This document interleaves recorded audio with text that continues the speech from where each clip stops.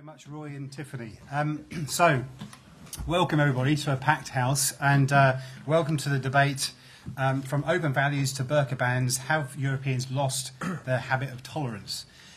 So, I'm just very quickly going to outline how this whole thing is going to work for the next hour and a half. Firstly, I'm going to introduce the speakers in their order of when they're going to speak in terms of the debate, and then what we're going to do is have a sort of 10-15 minute discussion amongst the panellists in terms of trying to kind of interrogate some of their arguments and to sort of ask a few pertinent questions to kind of get the whole thing warmed up. And then what I'm going to do for the next sort of 40-45 minutes is really open up to the audience yourselves, because as Tiffany said earlier, the whole key to this debate is really about you as the audience getting as equally involved in this whole discussion as the panellists themselves, and to try and put them under pressure, even ask yourselves questions or question what other people have said about this quite important issue. So it's really kind of to try and create a real vibrant kind of public space and debate around this important issue. So, and it's important as well as what Tiffany said, that this is equally a free speech zone, so don't feel that you have to kind of hold back, because we are after some very good, mature, adult, intellectual critique and discussion. It's very important. So before I introduce the whole topic again, I just want to welcome our speakers and tell you a little bit about them in the order they're going to speak to you. So first, on my immediate left, we have Merryl Davies, who's from the UK. She's a director of the Muslim Institute of London. That's about rekindling the classic Islamic tradition of learned societies. The Institute is dedicated to pluralistic thought, open debate, creativity, excellence and high achievement. Next to speak will be Hans Rustad from Norway. He is the founder of Document No in 2003, and it's now, from Hans' point of view, one of the most important voices in dissent in Norway. And next to speak we'll have Nazneen Khan-Østrem, brought up in Norway and England. Nazneen is the author of I have to apologise for my pronunciation, My Hillage Krieg, My Holy War, okay, apologies, published by, again, Ashley O'Hoig, okay. She has written also extensively on popular culture as well as international politics and identity. And then last to speak from the UK will be Brendan O'Neill on the far right, who is editor of Spiked and author of the green satire Can I Recycle My Granny and 39 Other Eco Dilemmas. Not quite pertinent perhaps to tonight, but an interesting read nevertheless. And incidentally, Brendan this week did have an article published, again in another pronunciation problem, Dagbladet, maybe, on the burqa bans, and that article, informed, had over 300 responses in its online discussion forum. So we've kind of already started the debate here in Oslo. So before we get the speakers in, I just wanted to quickly restate what I think the debate is about for a couple of minutes. I think that there does seem to be an increasing momentum of attacking religious symbols and dress across Europe, especially of Muslims, from banning burqas in Belgium, hijabs in French state schools, to the outlawing of building mosque minarets in Switzerland. So there certainly does seem to be a timely debate to be discussing these issues right now. But I think we need to think of this as not so black and white as perhaps those newspaper headlines would portray, because perhaps there's something more going on here to investigate. So briefly, for example, if you look at the figures of how many Muslim women who are involved in the whole debate about wearing the veil, for example, you'll find that I think statistically they are a complete minority. There are only in the thousands rather than the hundreds of thousands even. So, you know, why has this issue become so big? What is driving so many governments across Europe to impose these kinds of bans on Muslims? So I think that tonight's debate, as I said, will focus on that question and others to kind of try and get behind these sort of newspaper headlines. So a few things to think about, perhaps. You know, have we become more intolerant in Europe? Are bans and clampdowns necessary to defend our freedoms? Should we respect others and leave them as they are? And finally, what should we do about all this? I mean, what is the way forward in response to this issue in general? So perhaps a few questions for you to think about while the speakers are speaking and for the discussion later on. So, without further ado, I'm going to introduce Merryl Davies, who will speak on her thoughts. Thank you. Thank you. First of all, I'm going to apologise. I've got a terrible cold, so my voice is somewhat gravelly. I hope that doesn't... I hope you will be able to understand what I'm going to say. And I can assure you I've not been sent here as a walking biological bomb. And actually, when I made this joke to someone, they said, oh, you want to be careful because people may take it seriously. These are the times we live in. And actually, all of the whole problem about burqa bans has to do with security and a problem. So but I have to say, however pleased I am to be here speaking to you tonight, I cannot explain to you enough, I fancy, of how extremely bored I am about speaking about hijab. I've spent 30 years behind the cloth. 30, and you may notice I don't wear one. But I've spent 30 years defending the right of Muslim women to make this choice, freely, of their own volition, as most of them do. So, before we get to why this debate, this ongoing debate, and I want to take challenge with the idea that Europe is committed to open values. In 30 years, I haven't noticed them when it comes to dealing with the Muslim community. I want to get a little bit about the ground rules of what we're talking about.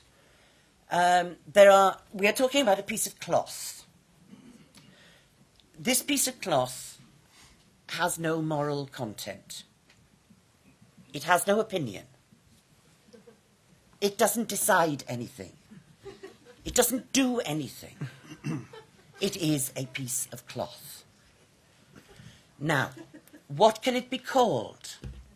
It can be called himar, hijab, niqab, abba, abaya, chadur, burqa. Now, of those terminologies, only 2 appear in the Quran. And only 1 is associated in any way with a piece of clothing. And that one word is not hijab. So that's to put one kind of context on the matter. But the importance of this, the importance of these distinctions, must not be overlooked. So, bear with me. That is himar. I wear dupatta, the cloth of modesty. Hijab. This could be hijab, which in many parts of the Muslim world is quite acceptable. Formal hijab, all hair gone, tight round face, tuck in at side. That's hijab for most people. Now then, we come to the interesting ones. What is niqab? Niqab is that one. Right? It's the black bag syndrome.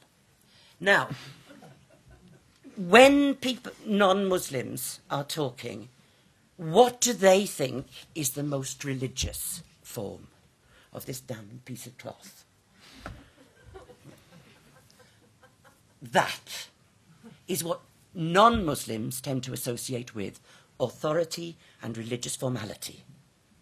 And it is that misunderstanding which pinions and pincers the entire argument.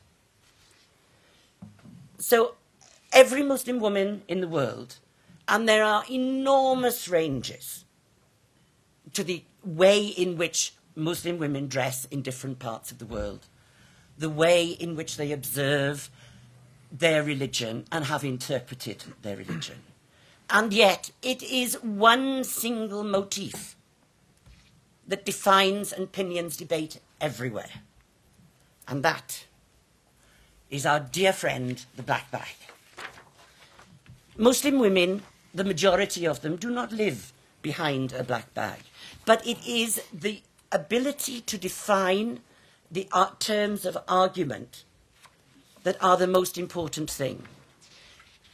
In 30 years, I have watched the media in the West define and declare every extremist, every extreme point of view in the Muslim community as orthodoxy and privilege them In Britain, it was Abu Hamza, Amjad Chowdhury, Omar Bakr. These people, just as when you were trying to support the nice Afghans kicking out the Soviet Union, it was Hikmatyar and the people who then became the Taliban who were the privileged choices to support. If you keep empowering conservatism, redundant obscurantism, what chance have I got to place the real argument in front of people, which is not how you're dressed up, but what are you dressed up for? What is the moral understanding you have of the challenge that Islam poses?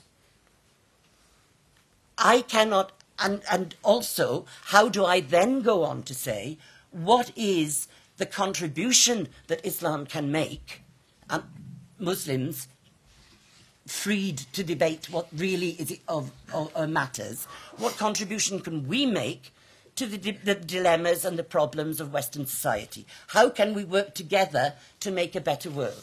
If I've got to talk about this damn piece of cloth all the time, I can't say anything at all that is worth saying. So that is how I am silenced, as he's just told me to be quiet now. Come on. Thank you very much. So, next to speak, Hans. Yes, thank you. Well, you made your point of view, and I think I was invited to present another, and I will try to do that. There were three premises in the invitation.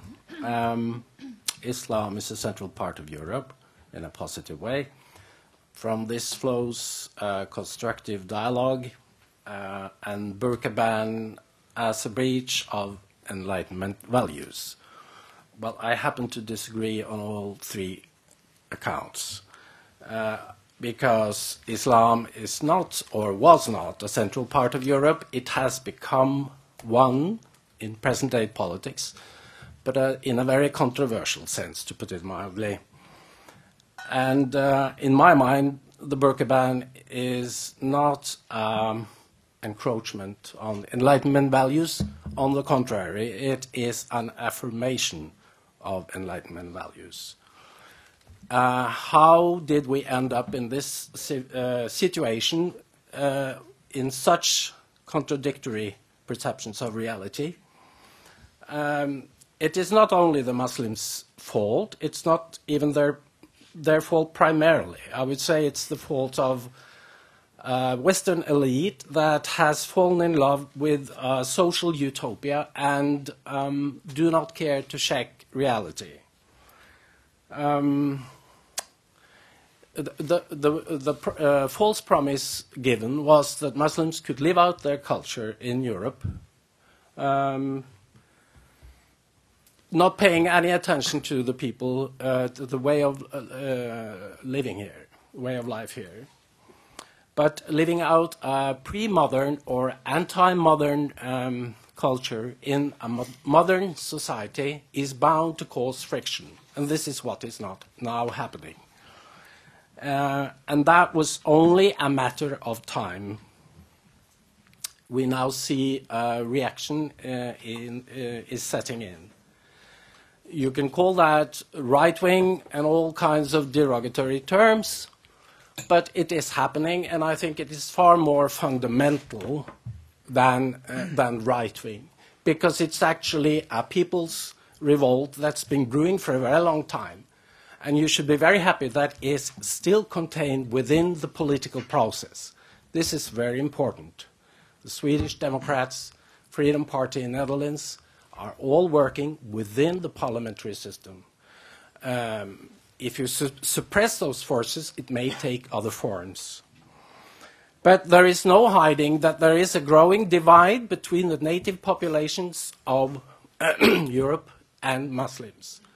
And I think it's very important to speak honestly about this, because the political correctness imposes a taboo on free speech, and this is deluding Muslims into believing that they can go on and live as they have been.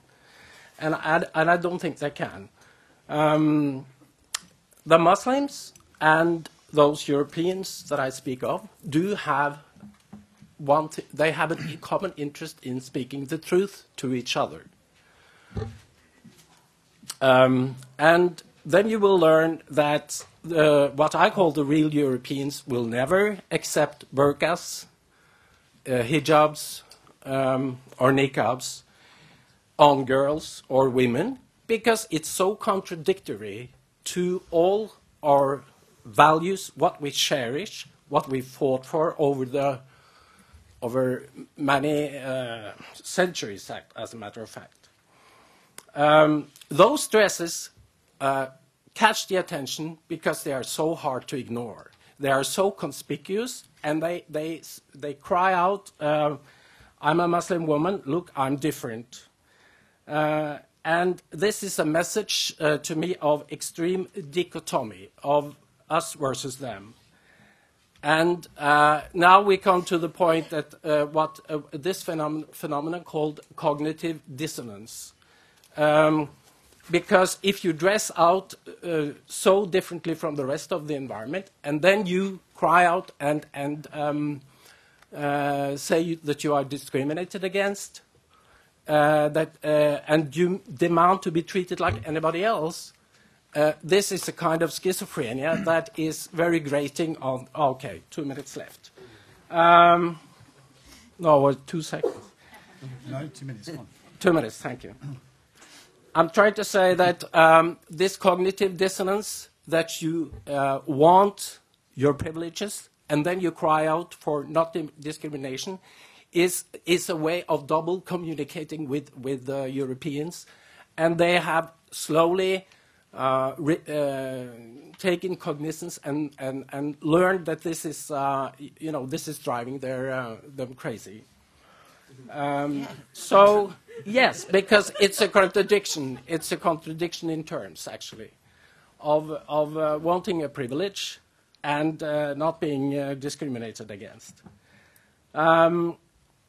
So my good advice is to say to Muslims on the question of burqas that Muslims cannot live as strangers in Europe, that those values that are attached to women's liberation or women's rights are so important. And if Europe is not able to fight this cause to success, I believe that other countries, other civilizations will take it over. Because the hundreds of millions of people that have gained prosperity in India and China cherish more than any other thing personal freedom. The freedom to dress like they want, to listen to what they want, free speech, rule of law, and a system of political Islam that imposes a certain code of dress also on women. I don't think it will succeed. So my good advice is not to push for those privileges in Europe, because it is actually going to cause a collision. Thank you. Thank you, Hans.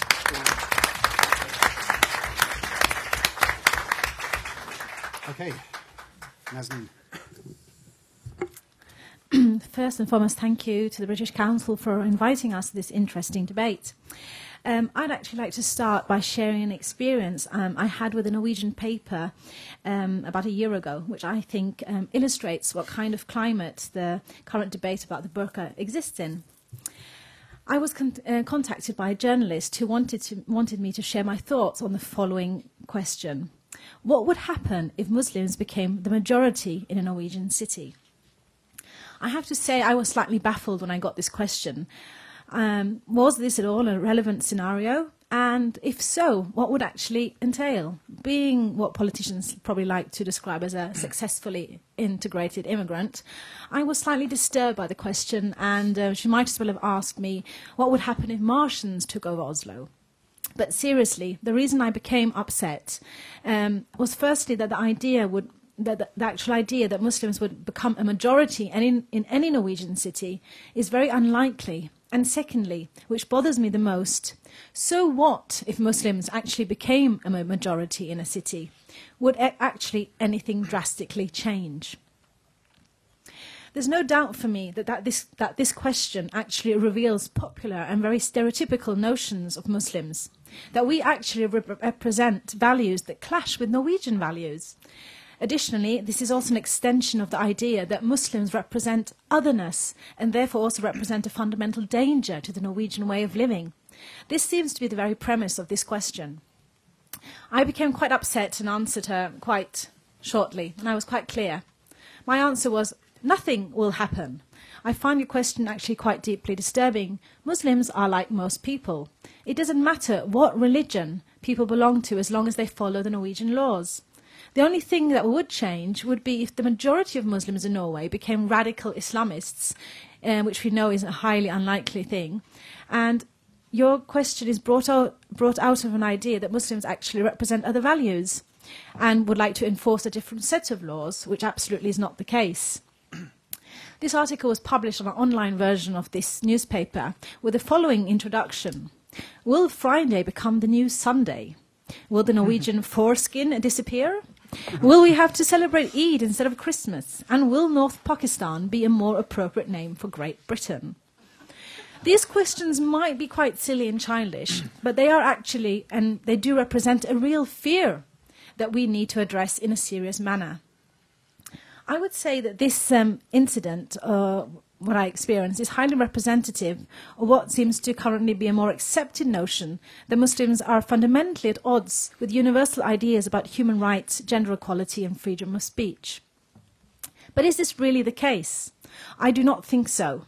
But what I do believe is that many of us who are Muslims in Europe today experience that our lives are indeed a battleground of ideas. The British Council have called their project Battle of Ideas. But for many of us, this is a living experience and a real experiment. For me, the row surrounding the burqa is one of our most complex and challenging dilemmas in our time, and it's full of paradoxes that puzzle me. Why so, you may ask? Because it's actually challenging the very core values Europeans hold dearly. Human rights and freedom of religion are regarded as cornerstones of Western democracy today. But at the same time, countries like Belgium and Spain and France have taken dramatic steps to eradicate these cornerstones in order to protect what they call their national identity, in a time when cultural globalization actually is sweeping our world with a never-ending movement of people. And strangely enough, these laws are emerging at the same time as chants about protecting our Western values are becoming louder. For me, this is a striking paradox. Not only does this clearly illustrate that Western values are not as liberal as they actually are seen to be, but they really are no different than the laws of those countries that actually enforce the burqa, being countries like Afghanistan or Saudi Arabia. Needless to say, the visual image of the burqa and the niqab is disturbing. Its blackness does scare us. It's a powerful image that Iranian artists like Shirin Neshat, among others, have exploited in their art. But for me, it also represents a huge intellectual challenge. I will be honest here. I do not like the burqa nor the veil. Images of suppression have become too strong. I associate it actually with the darkest religious forces that inhabit our world, forces that suppress human freedom and development and reduce men and women to objects of lust and sexual desire. But throughout Europe and throughout the US, there are women who willingly wear the niqab and burqa proudly, who live full lives with their families and flourish intellectually. In order to understand their desire to cover themselves, I have read endlessly many interviews and documentaries and even talked to these women myself. And the common denominator for them has been spirituality. And who am I then to condemn them? Who am I to say that they are not allowed to cover themselves if this gives them a closer affinity to the divine? But at the same time, I strongly believe we must fight for those women who are forced to cover themselves by despotic governments. This is for me an act of solidarity, which these women also must support. The issue of the burqa does also illustrate another issue at stake for European Muslims. We can't be naive and not address the fact that conservative forces within our Muslim communities seem to become more influential. During my research for my book, My Holy War, I met a young Algerian man who had encountered French racism, but was far more worried about the many improvised mosques that were popping up in the suburbs in Paris. Because as he explained, the Islamists are political vampires feeding upon the discontent they find among the frustrated immigrant men and women in the banlieues. And this is a reality we need to address. The fact that radical Islamic forces are indeed grasping the imagination of our young Muslims and feeding them lessons of hatred and teaching them that they are part of a war, which is in my view purely fictional, is alarming. They seem to inhabit an alternative universe which is as disturbing to me as the one which condemns Muslims. But I like to stress these young adults have not arrived at the doorsteps of these vampires without prior help.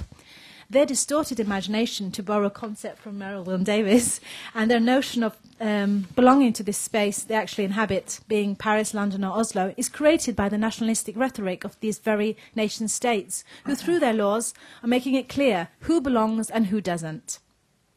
By introducing these draconian laws against a few thousand women who choose to cover themselves, politicians are clearly stating that these Muslim women are not Europeans but aliens, and I would say these actually pushes them right into the arms of these Islamists who have a political agenda.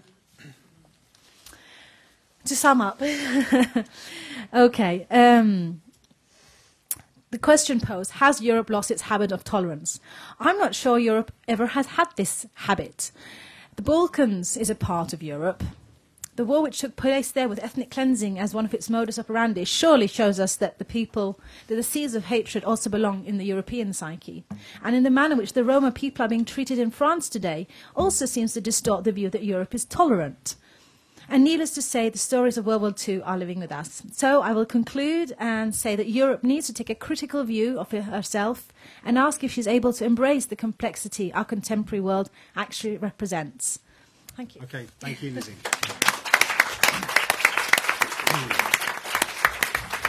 Okay, last up, Brendan.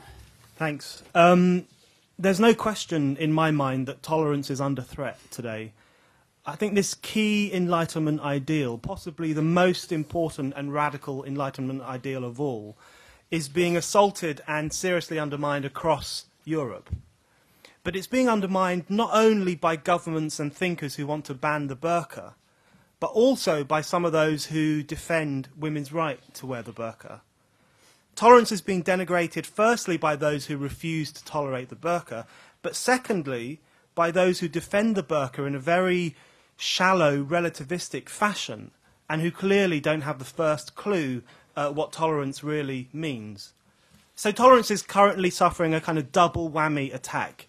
It's being explicitly attacked by the authoritarians who want to ban certain religious symbols, and it is being implicitly attacked by the pro-burqa lobby who foolishly and dangerously think that tolerance is the same thing as recognition.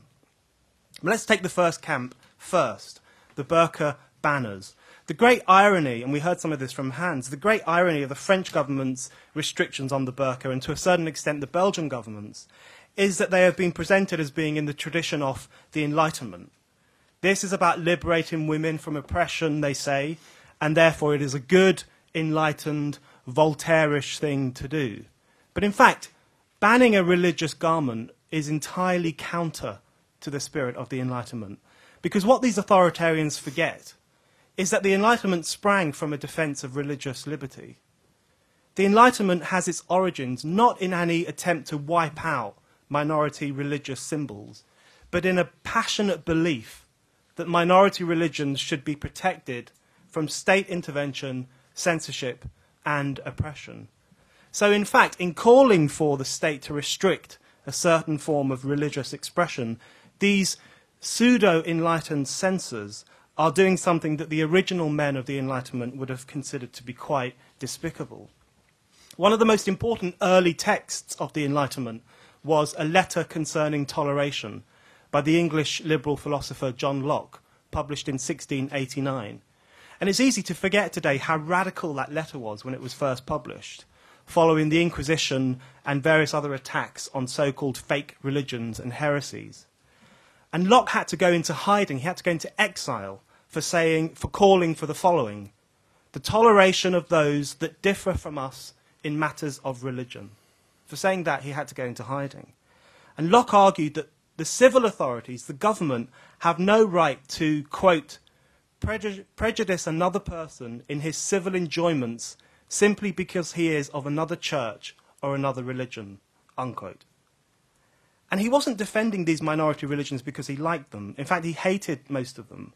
He was defending them because he believed that officialdom, the civil authorities, had no right to interfere in our internal lives, in matters of faith, belief and conscience. And the Enlightenment tradition, the liberal tradition, is built precisely on that foundation stone, on a determination to expel the civil authorities from the realm of belief and the realm of conscience. And now, today, 300 years later, the self-styled heirs of the Enlightenment are explicitly inviting the state back in to the realm of belief. They are turning the clock back 300 years. They are blurring the Enlightenment's great distinction between our outward behaviour, which the civil authorities have some control over, and our inward beliefs, which they have no business with whatsoever. And they are mad if they believe that banning the burqa will liberate women. In fact, it will make these women's lives harder, because a woman who truly believes that it is wrong to go outside without being covered up will now, as a result of the ban, be imprisoned in her home. She will be less free. The burqa is merely a symbol of oppression, and you cannot tackle oppression by attacking its outward symbols. The burqa bans are shallow, counterproductive and illiberal. They are thoroughly unenlightened. However, there are some big problems on the other side of the debate too, amongst those who defend the right of women to wear the burqa, because too many of these people are also denigrating tolerance by confusing it with the therapeutic category of recognition. For them, it is not enough to tolerate something. Apparently, we must respect it too, and recognise its validity in the name of celebrating difference and embracing difference. This point is made very clearly by Tariq Ramadan, who's a professor of Islamic studies at Oxford University. And in his new book, A Quest for Meaning, he says that tolerance is too passive. We have to replace it with respect. He says that tolerance reduces the other to a mere presence, whereas respect opens us up to the other's complexities. This is a really worrying development, because the Enlightenment ideal of tolerance does not mean having to respect something. John Locke made it very clear that you could tolerate something and hate it. You could tolerate something and also ruthlessly criticize it. In fact, Locke said that the virtue of tolerance was in tolerating the things that we hate. And I hate the burqa. I find it objectionable. I find it disgusting. I don't think any woman should wear it, either by choice or by being forced to do so. But I tolerate it because I recognise that people's freedom of conscience is so important that it overrides any personal objections I might have to their choices and their faith and their behaviour. And today what we have is a relativistic tolerance industry. And this so-called tolerance is actually about policing hate. It's actually about policing our emotions and our attitudes towards religion. So in Britain, for example, and other European countries, they have passed laws outlawing religious hatred in the name of promoting tolerance. So ironically, the promoters of this shallow form of tolerance are also inviting the state into the realm of belief and into the realm of thought. Both the banners of the burqa and many of the defenders of the burqa want the state to tell us what we can believe and how we can express it. Both of them are denigrating the Enlightenment ideal of tolerance. And it's got to stop, because tolerance means allowing people to believe what they want to believe and allowing everyone else to criticise them, mock them and ridicule them. It's not pretty, but then no one said that freedom would be pretty. Thank you, Brendan.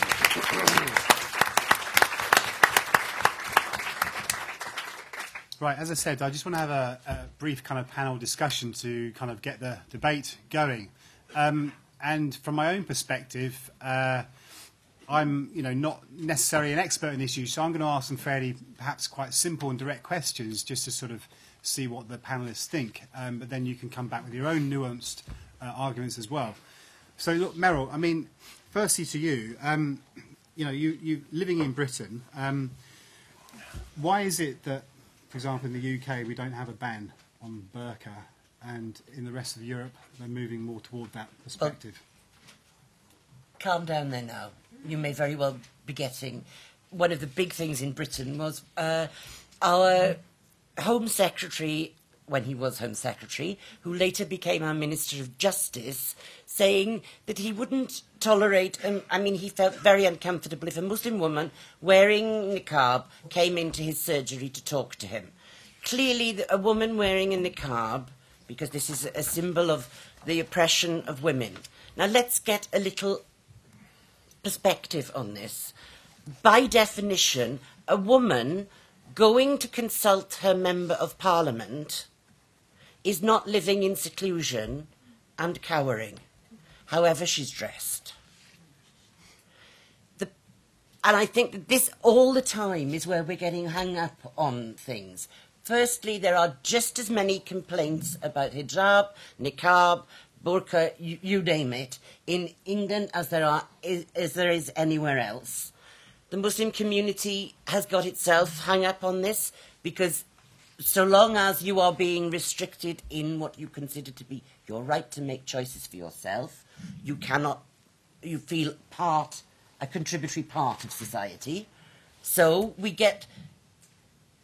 Muslim women get pincered from both sides. You get the people who say, no, you wear, come on, more black bags, more scarves, more hijabs, more niqabs, because this is how you really prove that that you are a Muslim and that you are not giving in to the pressures the illiberal pressures being placed on you.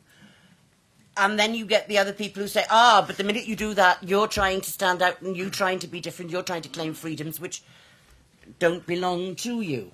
So Britain is certainly not out of the loop on this. It is very much where the rest of Europe is. And it is always, it seems to me, a manufactured debate that actually is completely beside the point. Islam has been part of Europe because Islamic ideas have always been part of Europe. You cannot have the Enlightenment without the fructification of ideas from Islamic culture. Right. Okay. I just want to ask a few more kind of questions, but other panellists feel free to jump in as well and respond.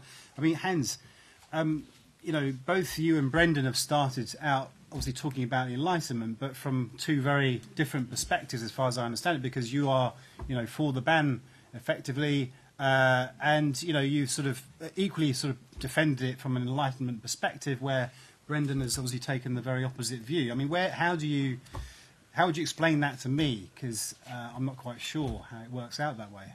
I agree with a lot of the things he said. But unfortunately, the social world is not like that. Mm-hmm. It's not 16th, 17th century reality. It's something else. It's a global world. And the burqa and the niqab and the hijab are group phenomena. Don't try to portray this as it was some sort of hippie thing. It's not like wearing long hair. This is something, it stands for something else. So don't let us fool ourselves.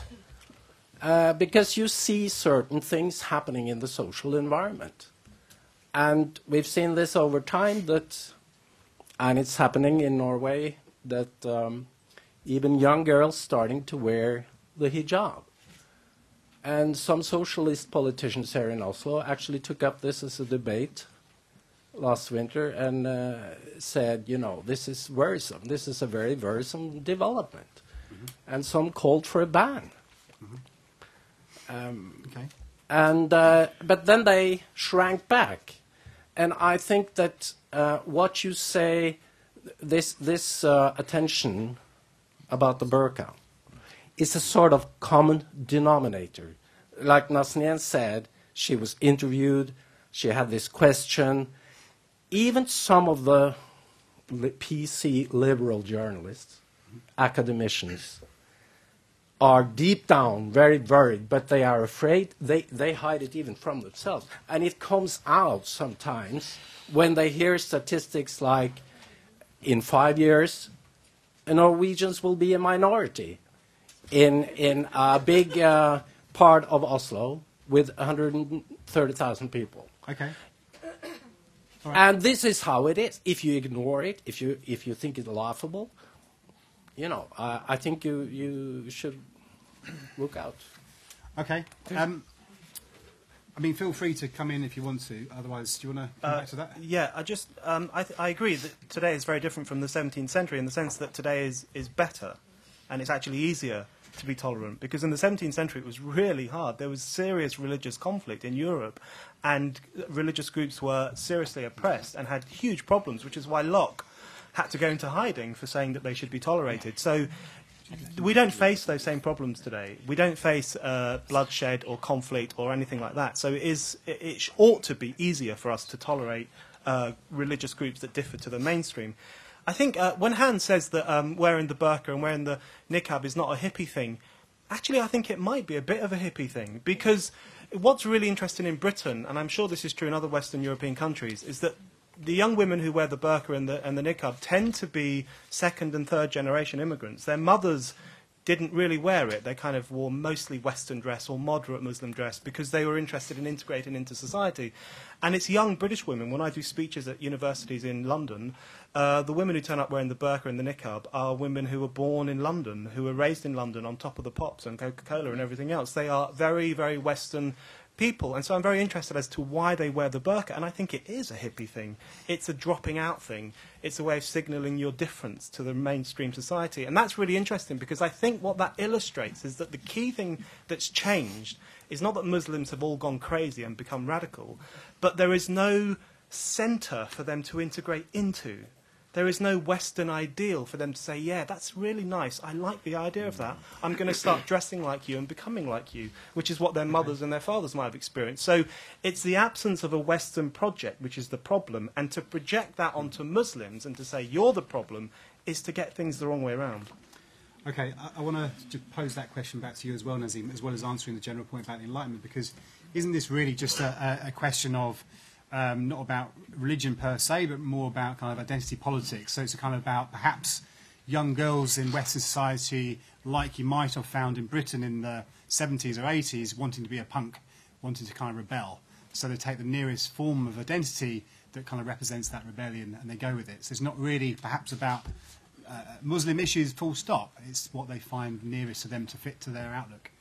So I don't think it's that simple. I mean, it's definitely a complex issue here, because, of course, there are young Muslim women who see it as identity, and you can say it's a hippie thing or a youth culture thing. There's no doubt about that. I've read lots of stories and research about women wearing lots of different colours, and they wear really pink, bright stuff, and they wear black suddenly, so they change. But at the same time, there is no doubt about it that there are some young Muslim women who find themselves pushed into wearing the hijab or the niqab or the burqa or whatever, but mostly the hijab, because conservative forces in Muslim communities are on the rise, and they find that if they don't dress modestly, they don't wear the hijab, they're actually outed from their community, which is a problem. But on the other hand, I would like to comment on Hans Rustad's comments that by generalising, he's making it that Muslims per se are a problem, but most of the research which is recently done in Norway has shown that Muslims are actually quite well integrated and are working, getting higher education, and are part of Norwegian society and really contributing to Norwegian society. So I really don't see in what way the Muslims in Norway represent a problem. And if so, what is the problem? Is it they ask for halal food? Is the problem that they want separate swimming for girls, which I had in Norway in a Norwegian school, a predominantly only Norwegian school. So I don't see the problem. I don't see the issues at stake which Hans is worried about. Okay. I just want to ask Brendan kind of question as well. I mean, how far can we kind of take the idea of a tolerable discussion? Because surely there are some things that are going to be kind of off limit, or pertaining to more extreme views that don't really fit with any kind of consensus or progressive kind of society. So how far can we really take an attitude toward tolerance? Pretty far, I think, all the way, ideally. I don't know, well, to put it in, to give some perspective, I mean, Merryl raised the example of the British Justice Secretary who refused to talk to, who felt uncomfortable talking to one of his constituents because she was wearing the niqab. I actually, in that instance, I don't have a problem with him saying to her, please remove your niqab. This is the thing I'm talking about. I don't think tolerance means that you, on a one-to-one level, you have to, if you're an MP talking to a constituent, you have to sit there looking at two pairs of eyes. A pair of eyes. I think it is legitimate there for him to say, please remove it. The problem, and I think it's legitimate, for example, for a university lecturer who's given a lecture to a class of students, and if one's wearing the burqa, he might ask her to take it off, just as he would ask someone wearing a ski mask to take it off. As long as he doesn't ask her to take it off for religious reasons, because he's offended by her beliefs, but rather for practical reasons, I don't have a problem with that. Where I do have a problem is when the state intervenes and passes laws and regulations telling people what they can wear in the public space. So I think we need to get it in a bit of perspective. Tolerance doesn't mean having to put up with all sorts of craziness on a one-to-one daily interaction level. Tolerance means society accepting that certain people have different beliefs. But I think in terms of what we can tolerate as a society, I think we should tolerate almost everything, really. I mean, I'm sure the audience can think of some examples of things that we shouldn't tolerate, which would be worth discussing. But let's not forget that in the past, things that are now perfectly normal and acceptable and admirable were judged to be extremist. So anything that is outlawed for being extremist, I think, is really problematic. And as John Stuart Mill, another hero of mine, alongside John Locke, as John Stuart Mill said, the only way you can judge whether something is true or not is by submitting it to the most rigorous public debate possible. And it's through that debate that you get to the truth of something. So banning or restricting any form of political activism or speech or religious expression is a real problem. Okay. Do you want to come back on any of that? No? Hans? Well, what Brendan said is, this is a pipe dream, a very fine ideal of tolerance, but I think that what Muslims are missing, and I have to speak in general terms, otherwise we'll spend all the evening, is the lack of a center in the West. It's a very it's a liberalism that is so fluffy that it has no center. And I think this makes Muslims very uneasy coming to the West because there is no center. There is no authority. And this is why I think the West has a big problem. And this puts your version of tolerance in big question mark. But it's not the Muslims' fault, that's the point. The problem is in the West. The problem is the crisis of Enlightenment values rather than the movement of Muslims to Europe. And I think if, like Mark Stein and other people, you problematize the movement of Muslims to Europe, not only are you restricting people's freedom of movement, but you're missing the real problem, which is the crisis of Enlightenment values, which should be discussed in its own terms, I think. Okay. Merryl, before I burst. Don't want you to burst, come on. It seems to me that we have to begin and preface this discussion by saying Europeans have lived out their culture and their values around the world without inhibition for centuries. They called it colonialism, and it was okay. Colonialism imposed constraints upon other societies, and that was okay. That people should, from these countries which have been colonized, which have been exploited to the benefit of European society, should come to Europe and live here and suddenly say, well, actually, we'd like to just be who we are, is a problem. You cannot, without context. I am not a general Muslim.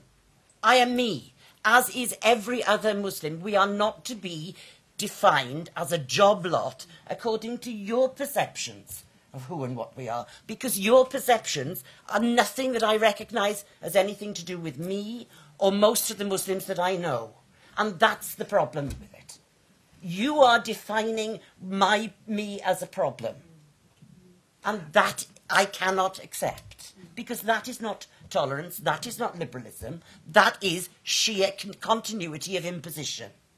And that is what actually most Muslims live. Okay. Be quick. Just Brendan. one quick thing. I just think Merryl is...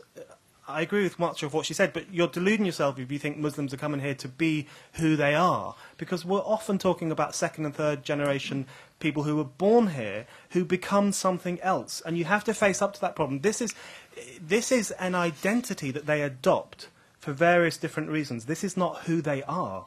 The girl I grew up with on my street, who played football, who bought sweets, who arguments, who punched boys in the face, who now wears a niqab. That's not who she is. So why It's who she has chosen to be. Right, and why can she not have the same freedom to choose her self-expression? Well, I just defended their freedom to choose that. But what I'm saying to Exactly. you But it's is a problem for the you. question. Hold on. I'm asking you the question of why they choose that. I don't want you to answer it now. I'm not censoring you. I'm just saying we can have a go later. Okay. Because there's a few other people I think will probably want to ask some more questions as well. So look, I want to open up now to the audience yourself. So the way I'm going to do it very quickly is to say take in a number of questions at a time. I don't want to have a one-to-one kind of discussion with the speaker and a member of the audience. So stick your hand up. I want you to make points, disagree with each other, the speakers, make contributions, not just questions. And we've got 2 microphones who are going to now wander around. So who wants to speak? There's a guy at the back with a blue pen, and the guy with the striped top in front, and then the woman down in the front. I didn't see you, but we'll take you in the next round of questions. So right at the back. Can you stick your hands up again who wanted to speak? Will the microphone reach? Unfortunately, you don't have wireless microphones, so they have a cable to manage. It's not easy. A few comments, questions. I don't know what they are, but they're right. What do you think about Ataturk Kemal banning the veil? Was it liberal, progressive, conservative, divine, blasphemous? What was it? What was that act? If Western is Islamophobic, who was Ataturk Kemal when he banned the veil in 1924? Another question is why not Europeans react to conservative Muslim men who wear a trouser which are ankle high? But they react to burqa. Why is Because they that? don't know what it means. Yeah, they know very well what it means. They know very well what it means, but they react because I think it contradicts very much European self-understanding of what liberty is.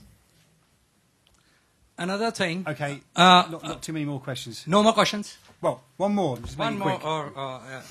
I think that hijab, burqa, etc.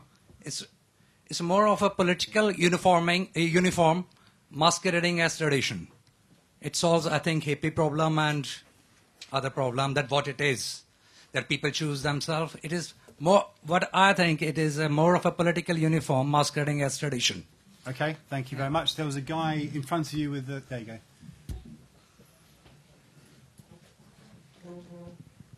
My name is Tom Johnson. I have a comment or a short question. It's about public officials. It's about the controversy that was sparked by the decision by the women's panel in Norway to open up for women serving as police officers with hijabs. And that is sort of a question about the tolerance issue as well. Should we allow in a liberalist society to have official people wear religious symbols? Thank you. Okay, thank you. And the woman down the front, actually sitting next to herself. How many minutes do I have? Not many. Okay. Hans talked of schizophrenia among Muslims, that they want to be part of the Norwegian society. And I mean, also Europeans as well. I think you were talking about European Muslims too. That they demand to be accepted and the same liberties, the same rights while they wear the burqa or the hijab. Okay. I would say that Europeans suffer the exact same kind of schizophrenia. Mm-hmm. They talk about enlightenment. They talk about human rights. They talk about their civil liberties. But at the same time, they're bombing around the world. We can just take Iraq and Afghanistan as an example. They bombed Iraq to hell. They have left millions of families homeless around the world as well. They have left hundreds and thousands of women without their husbands. There are children growing up right now without their parents. And at the same time, we're talking about civil liberties and human rights. I think that is a serious problem that Europe is having. Now, Norway is involved in NATO. what's happening in Afghanistan, for example, as well. So, I mean, Europe has double standards. They always have had. I mean, we can take imperialism, we take colonialism, we take what's happening right now. Look at what's happening in Guantanamo. I mean, you talk about as though we're talking about this discussion in a cocoon. We're not. This problem that we're having right now, discussing the burqa, discussing the rights of Muslims, is actually connected directly to the war on terror. This discussion here, when I came to Norway, I was born and brought up in Scotland, I was called a fucking Paki. I was never called a fucking Muslim or a terrorist. After 2001, everything changed. Now, I would say that at the moment... I need to get you to wind up on the point. Okay, I would say that Europeans at the moment are competing for victimization. Okay? Whites talk of, I would say Europeans, what you call the real Europeans, talk of the suppression of the national identity, culture, etc. And the talk of suppressing their needs. But in fact, what they're trying to do is they're trying to ignore the institutional obstacles involved in preventing Muslims from having the same rights as everybody else. Okay, thank you. I'll get the panel to come back, and then I will take more of the audience. So, who wants to respond to some of these points? Anybody? Silence. That's quite a first, I'm sure. On the point of the okay, gentleman... Merryl, you want to speak. Okay. You raised the question of Kemal Ataturk and the banning of the wearing of hijab in Turkey. Surely the whole point is that Ataturk was reacting to what he saw as the Western perception of Muslims. His modernization was directly related to how he thought Western people perceived Muslims. How do you know that? Because that's what he wrote. I am a Turkish and she's right. There we go. Furthermore, at the present time in Turkey, you now have a situation where you can meet young Turkish girls who choose of their own volition to wear hijab, who cannot get jobs, government jobs, because they wear the hijab. Two wrongs don't make a right. Okay. It is about equality, equity of liberty. A woman's right to choose for herself. Okay, thank you. Anyone else? Brendan? One of the speakers said something very interesting about people competing for victimization. I think that's true. And I think Muslims do it as well as everyone else. And sorry? Yeah. No, they don't do it with good reason. And I think it's really important to recognise that it's very accurate to describe modern-day Europe as a competition of victimhoods. And I think in Britain in particular, which is the country I know most about, Muslims are at the forefront of that.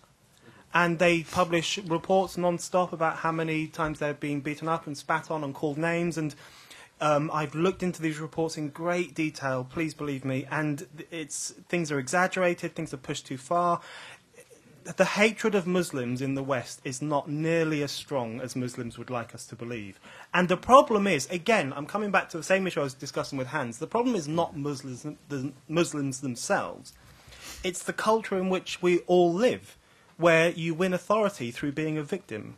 You win community funding through being a minority group. You win respect by being a cut-off, different kind of community that has its own unique culture. And in that kind of world, people are implicitly being invited to define themselves as victims. So they go scouring. You know, there's this kind of trawling for Muslim hate crimes. You see posters in toilets all over Britain saying, have you been a victim of a hate crime? Has someone called your name? Please phone us now. Because they need as much evidence as possible in order to boost their authority as a community group. It's a really worrying trend. It's not Muslims' fault. It's the culture of victimhood that is taking over Europe. Okay, hold on. Did you want to come back on? I'd like to say something about Europe and the idea of Muslims in Europe. I think one of the problems is that lots of European nations are going through a whole crisis of national identity, and they don't know how to absorb the Muslims and the way they are in these countries.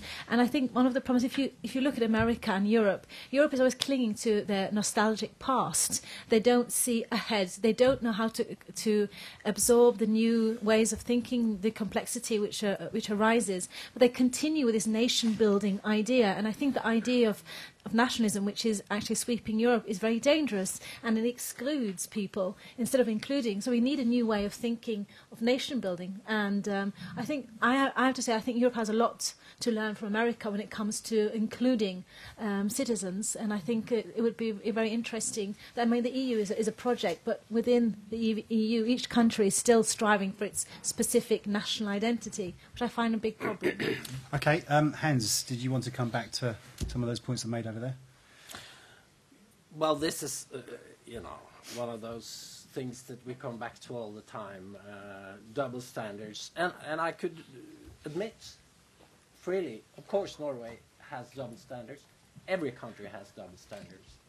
I mean, there is no point in trying to argue that we don't do injustices, that America's foreign policy and this and that. But, we cannot discuss, we could sit here for ages. We have to narrow it down to certain phenomena. Nobody's perfect. But you have to have a scale. What I'm trying to get at is that every culture, you are talking here of is society, is sort of a cafeteria where you can go in and pick any course you like and you will all be respected. It is not like that. A society is a living organism consisting of people, and they must recognize each other, and if they don't, this society doesn't exist. You cannot have Mr. Jonas Gahr Støre proclaim a new Norway. This is totally ridiculous. And I say, speak forthrightly. Listen to what people have to say. They have now donated 40 million crowns, it's a considerable sum, to invent a new nationalism for the new Norway. So I say political correctness is a form of madness, and it contains its own seed of destruction, and it's happening very quickly. Okay, thank you. Quick point. Yeah, quick point. I want to come back on because I too have written about the tendency of Muslims to embrace victimhood. In fact, I've written about it a lot. And it seems to me that the whole problem, the kind of victimhood we embrace, is to fall back on simply defending obscurantist tradition without articulating our position, without actually having a critical consciousness about what we believe, and how we implement it. I think it is perfectly possible for people from critical consciousness to come to the conclusion, I want to wear a burqa. I personally wouldn't agree with them. But I cannot deny them the right to do that. Okay. The embrace of victimhood is actually the embrace of stupidity, the inability to articulate and analyse your own tradition, and then merely to complain. But it happens because if I get asked a question, why did a sensible woman like you join a religion that, sort of requires you to wear black bags and oppresses you? I am forced to answer a stupid question rather than create an interesting dialogue of ideas. I am constrained by other people's ignorance of who I am and their unwillingness to allow me to define myself and what I believe. Thank you. Right, some more people to speak. Did you still want to speak? Yeah? I'll take a few more hands, so stick your hands up and I'm going to write everyone and go down front. And okay, so guy in the green jumper. Keep your hands up so I can just see who wants to speak. I have some comments and a question. I would like to thank everybody and also who arranged this fantastic discussion. I originally come from a former or old British colony, that is Bangladesh. And we have aborigines, that is indigenous peoples in Bangladesh. They have their own culture of clothes, food, lifestyle, economic source of income. And Bangladesh, being a developed country, don't have any contradiction with the majority or mainstream society of the population. But I am surprised to hear Hans' comments. In a European society, especially in Norway, which gives peace prize, Nobel Peace Prize to the world intellectuals, that in this society, even people are available to think that Muslims one day will be majority and they will occupy this land. My question is to him, if the Muslims becomes one day majority in Norway, and Norway is clearly a democratic, secular country, what will be the problem if there is no change in the Norwegian basic laws? This is my question. And another question is that in the Norwegian society, there are about 45,000 Samisk population. They live in a particular part of Norway they call Samisk. They have their own tradition. They have their own special kind of dress of both women and men. And they come, even the main king of Norway, he participates in their national parliament. There are two parliaments in Norway, one of the minority people and one of the mainstream population of Norway. And the main king goes there. So my question is that the Muslim women who come in Europe because of various reasons, war, conflicts, climate consequence, everything, and they are minority here. And these minority women, if they are not under pressure, use burqa or niqab. What is the problem? And my specific, these two questions goes to him. Sure. Okay. I kind of want to encourage people to obviously make points and questions, but probably a little less lengthy if possible. So the guy here in the dark jacket. Hello, my name is Asle Toye. I would like to ask a question to Brendan O'Neill. Your view of tolerance. Does that not eschew the fact that in all European societies there's always been a continuous discourse amongst the value of unity and of plurality? That's part of the reason why, for instance, in your country a Catholic cannot be head of state. On the question that I would like to ask, just to get to that quickly, is why are we having the same debate all over Europe at this time? This is a genuine question. I would really like to see it answered, because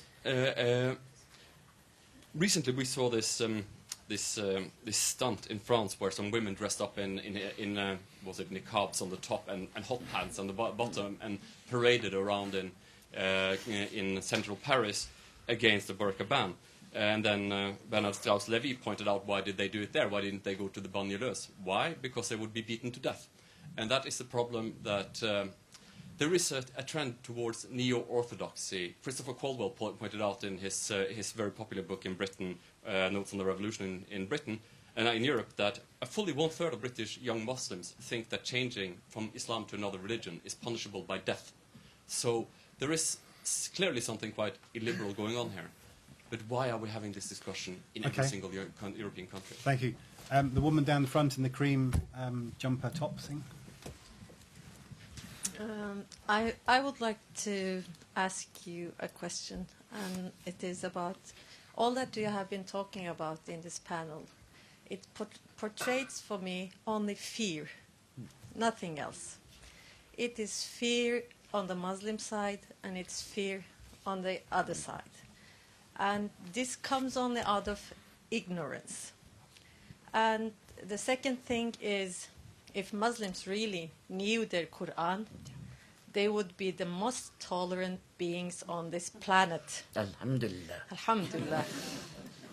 And this is clearly showing us that the Western has no ideas about the Quran, and Muslims, literally, most of them, 98%, has never, ever been reading the Quran.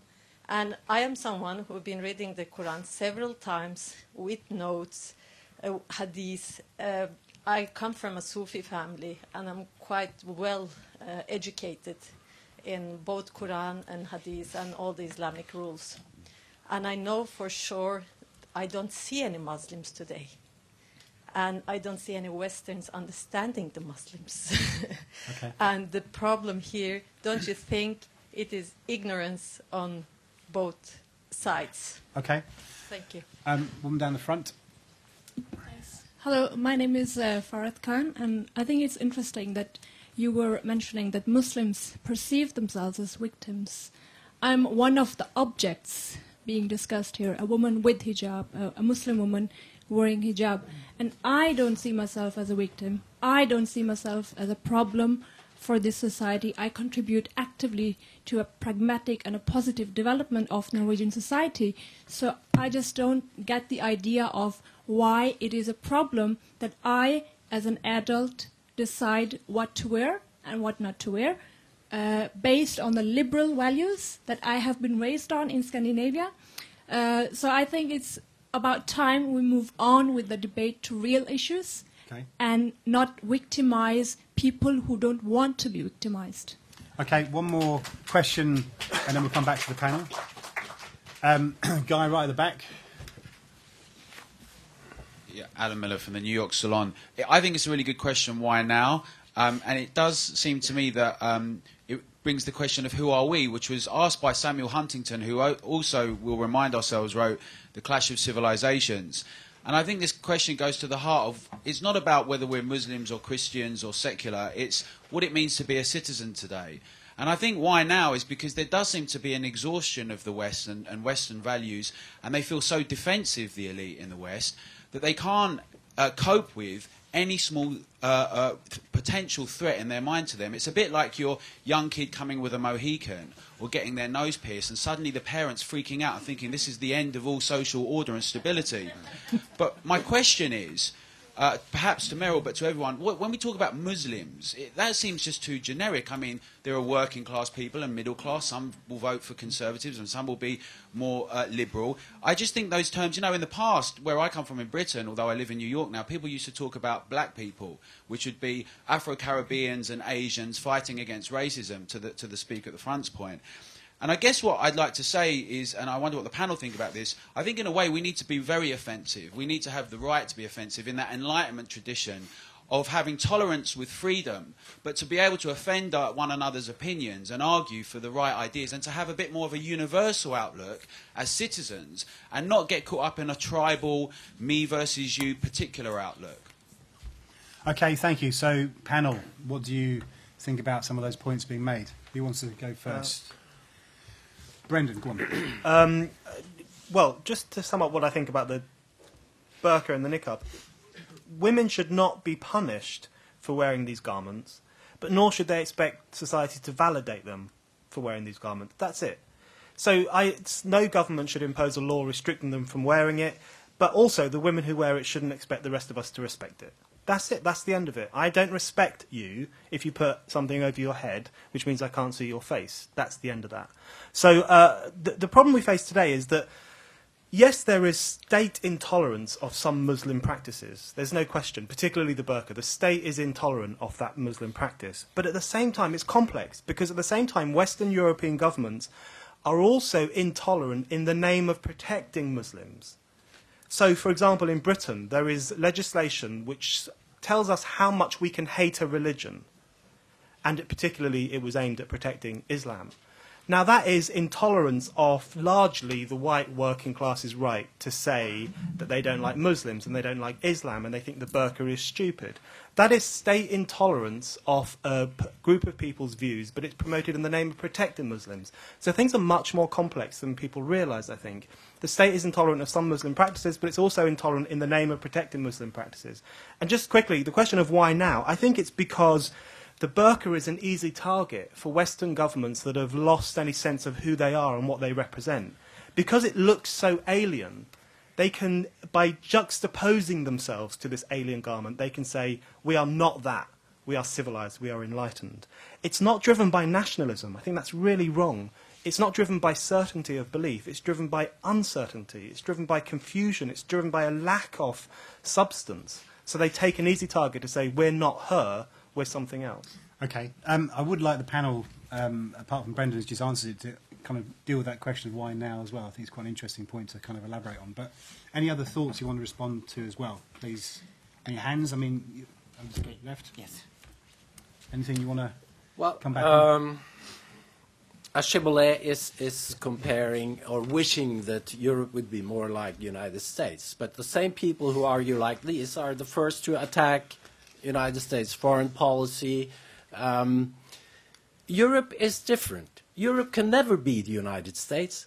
And I'm sure that the people who wish it were so would deplore that Europe should copy United States' big stick, because the state in the United States carry a big stick, and it doesn't in Europe. It used to have a social cohesion, it used to have a national identity, a national culture, and they suddenly had a political elite all over Western Europe who had a flight of fantasy to construct a new social utopia. And this all happened. It's a very complex process with open borders and globalization, but we are in big trouble because there is like a I agree with a lot of what Brendan says. There is a vacuum. And I think since we are discussing Muslims, they will one day mourn or yearn for the day when all Europe knew more what its values were and imposed order. In the global world, you must impose order. And you may dislike it, how much you choose, but if it is not imposed, someone else will impose that order. Okay, this is my final. I was teetering on the brink of agreeing with him for a second there. And then what happened? And then we got back to imposition, which I tend to be against whoever's doing it. Okay, right. No, well, one thing I did want to. You wanted to answer this question. Why now? Yeah. One of the things that I do think is I do tend to agree with you. It has a great deal to do with the failures of Islamic education. I have no problem facing up to a Maulvi, a Muslim scholar. If you know your stuff, you can make him admit that hijab doesn't exist in the Quran. But you have to know your stuff. And most of them, as traditionalists, will fall back upon mouthing platitudes that they don't even think about. And this started in the year 900. And teaching children absolute nonsense. The whole question about how Muslim women dress is reinterpretation by scholars in the Hellenic Middle East and Persia. Excuse me, the Greeks secluded women, veiled women, and women had no property rights and no rights to go out and about. Okay. Ignorance, wherever it is from, but ignorance by Europeans of what Islam says is also a significant problem. Because you are setting up a straw man all the time and saying all Muslims believe this. No, there is division, there is difference, there is argument within the Muslim world. We are not a lot of one collective mind. That is something that you really need to embrace. I know. No. Okay. Why should he embrace it? Because otherwise we will never move beyond redundant arguments. But you're asking him to support it. That's the point I'm getting at. I don't think. But you're saying he should. Let Brendan answer. You're saying he should embrace. This is the problem I have. I don't agree with Hans and I don't agree with Merryl. But the problem I have is that you're saying he should embrace it. Why should we embrace? I don't respect your religion, Merryl. I'm afraid to tell you this. Hold on. I fully accept your freedom to follow the faith of your choosing. Absolutely. But I don't respect it, and I'm not going to embrace it. And this is the problem I'm talking about. Everyone talks about the problem of Islamophobia, but there's an equal problem, which is Islamophilia, which is this idea that we must recognize and publicly celebrate this religion.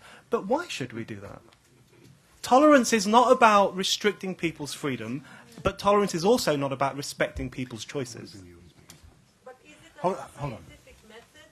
Is that something we should take in consideration, scientific method, while we discuss if something is right or wrong? Okay, I mean, look, let's get some more audience points on this very issue, as well as other things you want to kind of come back on. The guy here with the jacket and tie. There. Thank God I'm not wearing the burqa. Thank you for giving me this opportunity to speak. I think we've got would like to make 2 points. At the moment, I think in Europe, there's a secular fundamentalist movement competing with the Islamic radicals about a statistical blip. I would like to point out France has got a population of 65 million people. About 300 to 2,000 women are wearing burqa or hijab. We do not know how many of these are wearing them voluntarily or involuntarily. And we are trying to pass a legislation banning this garment, which in practical terms has got nothing to do with Islam. We have Islamized it. It is an abomination from the Middle Ages. Now, these ladies in question feel threatened. They need counseling, not condemnation. They need guidance, not the proverbial guillotine. And because of this discussion on burqa being associated with Islam, 23% of the world's population feels under attack or under suspicion. Is this the right way? We are using burqa as a political symbol, and that is not right. Okay, thank you. Guy behind with the grey beard. Lars Gule, Oslo University College. I've been debating with Hans Rustad for 3 or 4 years on the need to recognize the variety within Muslim society, and he does need to embrace that fact. On the other hand, that fact can be driven too hard because it is legitimate to argue about what the majority of Muslims say, do, believe, and practice at any given time. It is valid to do that. And on that basis, one can identify certain practices that we don't like, and it is legitimate to say so. To some of Rustad's points, because he's upset about what is different. He does not like, and has said so several times on his blog, that he is frightened. He is actually literally saying that he is scared about the appearance of women in abayas and in veils. And that is his right, in a way, to be afraid of this. But why is he not afraid of other symbols of difference? For example, the 16th century Eastern European dress of Orthodox Jews in London and New York with side curls. That is definitely a sign of otherness, and it's clinged to. And it is in opposition to our modern world. The same goes for the Sikh turban. Well, they are not as many as the Muslims, but if you're going to be consistent and not a organic conservative, but a principled conservative, you have to treat equal phenomena in the same way. Okay. To Brendan, on the Just question make a of quick very point. quickly, the limits of toleration, because I agree with Brendan, we should be tolerant, but toleration has a limit. Circumcision of women is banned, rightly so. Should we ban the circumcision of boys? Yeah, I think so. Something we definitely should. The limit goes where you use your rights to infringe on the rights of others. Wearing a niqab means that you are asking me to carry the burden of your religious practice. I do not accept it. I do not want a legal ban, but as a university or university college professor, I would not accept being in a class with students who do not want to see me or I to see them. And that is where the limits of toleration should be drawn. Okay, woman down the front with the bluish top. Sorry, down here. Hello. And then there's a guy at the back, and then I want to bring the speakers back, and then we'll have a final round, a quick round of questions, I hope. So please. Thank you. Merrill, I have a question for you. Oh, sorry. Sorry. I have a question for you. Yeah. You took up the question of redundant questions and stupid questions, and I was wondering... Yeah. Yes, sorry. Merrill, you brought up the question of, redundant questions and stupid questions, and my question is therefore, how do we facilitate, thank you, how do we facilitate moving past that? How do we facilitate asking other questions, better questions, more informed questions, and particularly in terms of, when we think of government policies, what would you propose, what would you recommend in terms of building a debate which is robust and rigorous and all of that? Thank you. Okay, guy at the back row, I believe. Yep, standing up now.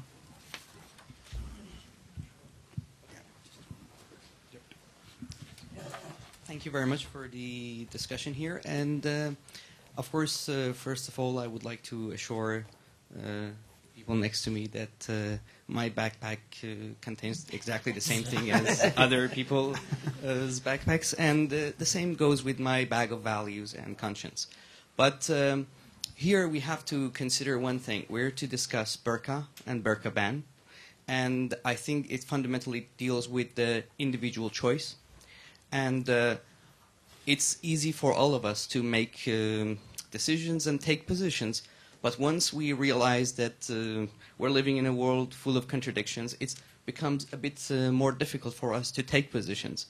Now, in talking about contradiction of terms, I would like to know how you take the easy position of saying that we must allow women to freely choose what they wish to, and at the same time ban them from wearing certain things. And I guess we need explanation on that. And at the same time, there are people who argue that, for example, Quran is full of beautiful things and things which are good in nature. But how would you talk about... It's a contradiction of terms. It contains beating wives. And if you try to beautify it or ignore it, that's your thing. But you have to consider that there are things which are contradicting, and we must pay full attention to all of these issues before making any judgments. Thank you. I'm just trying to rush people a little bit more because we're running out of time soon. So, woman down the front.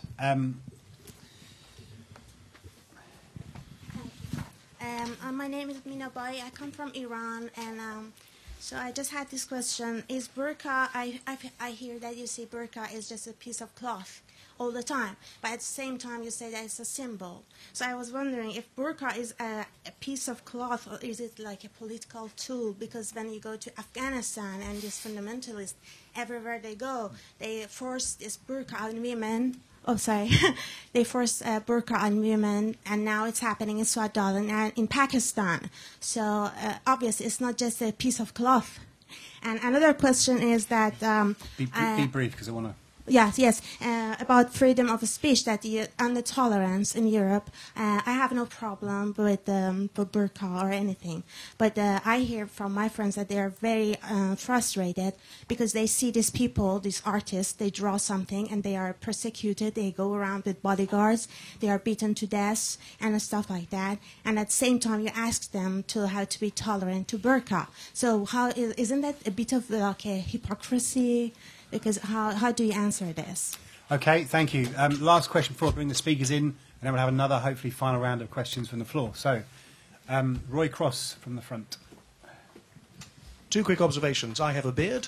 It's a sign of otherness, I guess, and I wouldn't be allowed to work for many American companies with a beard. And Brendan, you should get a beard. Moustaches on their own are no good. And talking to Tiffany a couple of days ago, I was in Saudi about 3 years ago with a group of guys from Scottish universities. By far the best, most enjoyable, liveliest, intellectually stimulating meeting was with a group of women from the Riyadh Women's University, 10 of them, all in what I think I'm accurately calling full hijab, but not burqa, eyes and nothing else. And I've never quite worked out what I felt about that, but it was a great meeting. They were full of life, and it didn't seem to make a whole lot of difference to that. They weren't actually in full hijab. They were in niqab. That's a different thing. So, panel, second last time, penultimate time to come back on some points.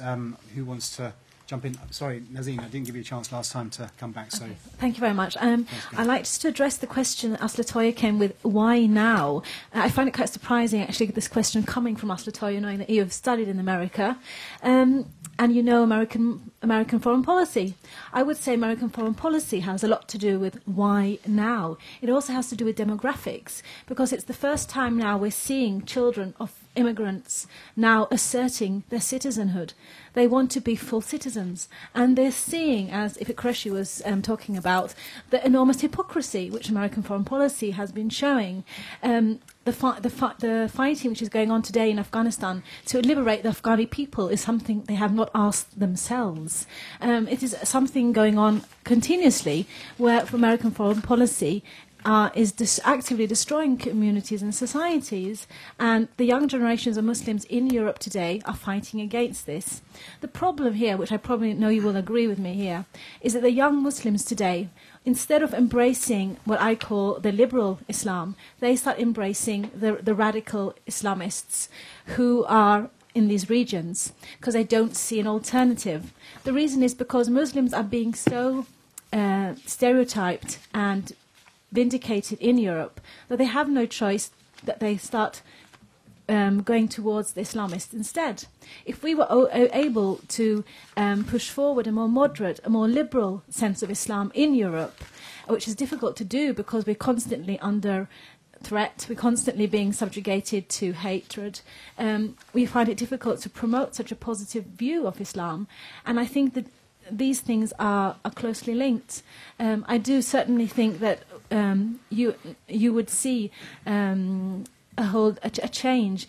It's quite strange when you suddenly hear cries of there's going to be terrorist acts in Europe. At the same time, if you see what's going on in Afghanistan and Pakistan, drone bombs are being dropped. This is there to radicalising young Muslims in Europe who are asserting their right to show what they think about these political issues. Okay. I think I would strongly recommend you to read Foreign Affairs. I think you find quite a few answers there. Anyone else? Brendan? I think, just following on from that, I think it's way too simplistic to say that American foreign policy is anti-Muslim, because in fact, if you look at the America's bombing of Bosnia in 1995 and its bombing of Serbia in 1999, I agree with they were pro-Muslim policies. I'm talking about after 9/11. But I think there is a perception amongst lots of young Muslims in the West that foreign policy is anti-Muslim, and it's not accurate. And in fact, many of those young Muslims who I know and speak to supported America's barbarism in the former Yugoslavia because it was pro-Muslim. So they don't seem to have a very principled objection to American imperialism. It just depends whether it's killing Muslims or killing Muslims' enemies. That's not very principled. On the limits of toleration, there are limits to tolerate. There have to be some limits to toleration because we don't live in an anarchical society. And John Locke himself said his limits were, if something is already outlawed in society, already outlawed, mind, then it is also outlawed in religion. That was the kind of limit he put on tolerance. But so, for example, female circumcision is an extremely harmful operation. It involves mutilation. To mutilate someone is a criminal offence. So it's outlawed. It's not acceptable. But male circumcision is not a harmful operation. It can be done very simplistically, very straightforwardly. It doesn't cause any harm. And to ban male circumcision would be an outrageous attack on parental authority and religious freedom. So working out the limits of toleration, we should err very much on the side of tolerance. Okay. But there are some instances where that's not doable. Hans, do you want to say anything? Is this a wrap-up or? No. I want to have one more round of quick questions from the audience. I had some concrete questions, so let me try to answer briefly. Try and be brief because we can get some more time. Yeah, okay. To the gentleman, I think that a majority of Muslims in Norway would be a big problem. I think it would have great consequences for the constitution, for the political system, and so forth. To Mr. Gule, I'm not principled in that way, because I think there's a big difference between Jewish side curls and Islamic dress, because the one is particular within its group, it's turned inwards, and the other is expansionist, which is a great difference. Mm-hmm. Okay. It is. Merryl, do you have anything to one thing, add? Gentleman over there, it's a good thing you're not an American, otherwise you probably would have been circumcised as a routine matter at birth anyway, because it is. But yes, but it is a routine, and it is becoming increasingly normal for all boys in America to actually be circumcised. But the real thing I want to say, yes, of course, it's a piece of cloth. That doesn't mean it can't be politically manipulated from one side or the other side, and in fact, pretty much by all sides. And that to me is part of the problem. The other thing I wanted to say to Brendan and his beloved John Locke, he wants offensiveness if it is not informed. becomes transgressive. It becomes an act of violence upon another person's sensibilities. Ignorance is offensive. And basically, the problem that we have is ignorance ruling debate. How do we get beyond that? The specific question. Well, you can have more chance to wrap up in a minute, so I just want to get some more questions in. I just wanted to answer. Sorry, time for 3 more questions. So, oh dear. Well, I know there's a man there, stripy top. There's the woman at the back, and then I'll take one more from this side. That one there. So, look. So, okay. Hello. Be quick, and then we can. Same. Okay. Sorry. I want to say it's a very interesting debate, and we Muslims and who are considering themselves the original Europeans, they don't consider us as Europeans.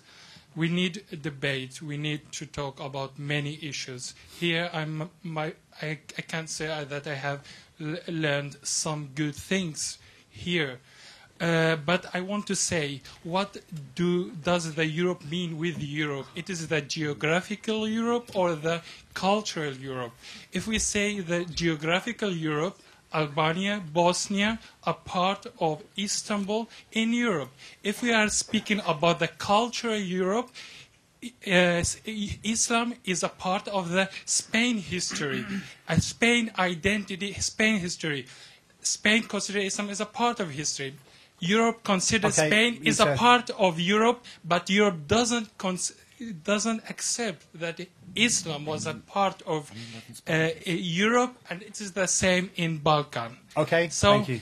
I mean, so Europe needs to define what is Europe, what is the West. Okay, right. Woman, I think right at the back. Yeah.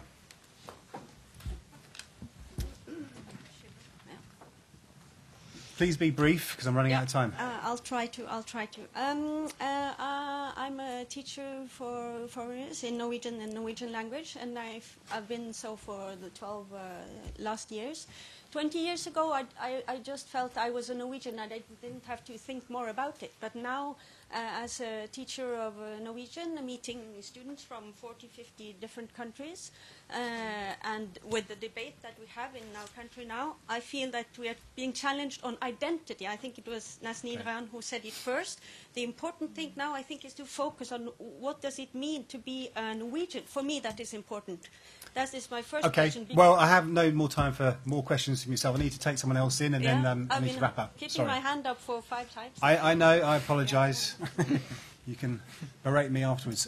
Yeah. Hello. My name is Ingvild, and I'm a law student. We've heard the gentleman on the left and the right. They both point to the Enlightenment philosophers to strengthen their arguments. And this is not surprising because the Enlightenment philosophers, they are not here. And second of all, they vary. There's a lot of different opinions within them. And I wanted to point to one that hasn't been mentioned, Jean-Jacques Rousseau, who said that personal freedom could be limited if it was in the interest of la volonté générale, which is to be understood as the general interest of society. Yeah. And this is also the main French argument in this debate, and to why they want to forbid the wearing of the burqa is because it is, they call it le déni de la fraternité, turning your back on fraternization in the society to wear the burqa, as you cannot work, cannot go to school and integrate properly in society. So it's against the vivre ensemble, the living together, which is a great concept of the society. And so my question is to those who are against the banning of wearing the burqa, what is your concept of the vivre ensemble? In a pluralist society, should there not be some minimum standards that all citizens should abide to? Good question to end with. Right, I'm going to ask the panel now to be brief, maximum of a minute. I should be timing again, and to speak in reverse order. So first, Brendan. Okay, I'll speak quickly. Just when Merryl says that offensiveness is a form of violence, that's just Orwellianism. When you say that words themselves can be violent, there is no limit to how much they can be policed in order to protect people's security. And that is exactly what I was talking about, the flip side version of intolerance. because what we have today is state intolerance of the burqa and certain other religious symbols, but also intolerance of offensiveness and intolerance of my right to hate religions. So it's a double-edged intolerance. And finally, I agree, the Enlightenment is a process and an attitude. It changes over time. Locke wasn't perfect. Locke didn't want tolerance for Catholics and atheists. But it develops as it goes on. And it's the responsibility of us today to continue in developing the Enlightenment attitude, which is not by banning the burqa, but having a serious debate about freedom and liberty and how we want, what we think the good life is. Okay, thank you. Nazneen. I'd like to pick up on a point from Brendan. I think the most important thing is that women who wear the burqa, they are integrated in our society. They work, they're part of our world, and should we really believe in tolerance, we need to accept them even if they're wearing the burqa. And I think by banning, we are really eradicating the whole concept of tolerance, and that is why I'm strongly against any form of state's ban on the way people dress. Okay, thank you. Hans, final point. Yes. If we were to talk about European values or Western values, we would have to, and Muslims and Westerners in general terms, we would have to talk about sex. We would have to talk about alcohol, which are very important divisions between Westerners and Muslims. Yes, it is. There is no, I mean, there's a big, there's a big, very important, if you have one group that cannot sexually mingle with the other, and it's a one-way street, of course it's a very important point. Don't bullshit me. I mean, if you're not even willing to admit that, I mean, where does the discussion go? Okay. I'm trying to make that this is, yes. Come on, finish the point. Finish the point. Yes. What I thought the other day was... just be brief, Hans, because we have to... Yes.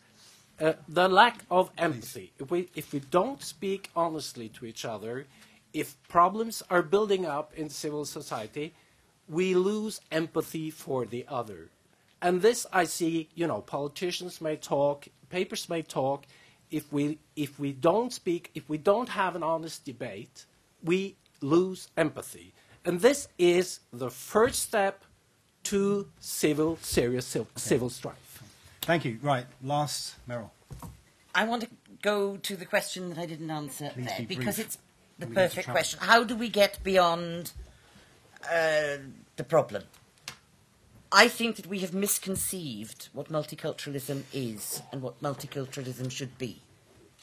We have instituted it as the verification of difference, rather than asking what commonalities are lived through difference. My dear, dear friend, have you never heard of the Racobites, the teetotal movement? Have you never heard of my grandmother, who was an independent Protestant, signed the pledge against the demon drink when she was 7 years old and never touched a drop of drink? How is that not part of Europe? It's you who are limiting what is European and what is not. We have to get the Muslim community talking about political values, social values, environmental values, economic values. What we're dressed up for. Okay, I'd like to ask you to give the speakers a big round of applause, because I think it's been a very good, tough debate.